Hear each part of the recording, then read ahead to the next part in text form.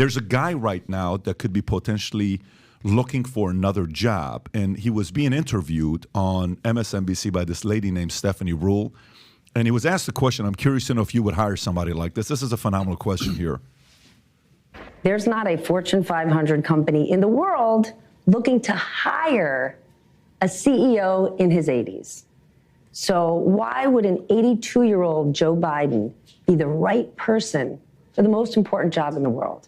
Because I've acquired a hell of a lot of wisdom.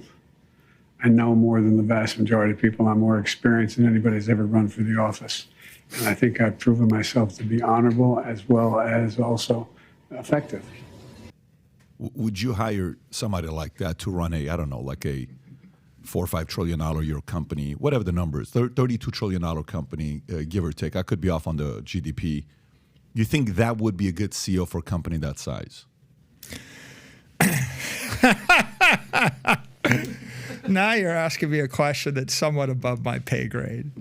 I think that... Wait. You're a voter. Tom, let's see what he's got to say. I think that the number one criteria to run an organization, is humility combined with a bit of wisdom from life experience, but combined with an extraordinary amount of energy. You have to eat, sleep, and breathe the thing.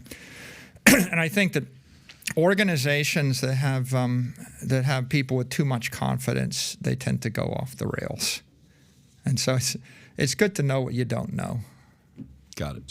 So to understand what you meant, we have to speak sign language. So he left it to you guys. You decide what our friend here meant by that.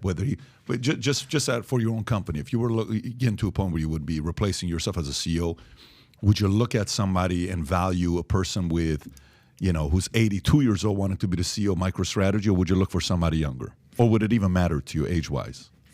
Well, I did have the opportunity to replace myself last year, and I'm the executive chairman, and we appointed a new CEO, and the CEO is Fong Lee, and he's in his 90s? He's in his 40s. Oh, okay, he's in his 40s. Early 40s. So you weren't going on like seniorceos.com and looking for recruiters to find that's not even seniors, right? Because baby boomers, 1946 to 64? So you weren't interested in experience?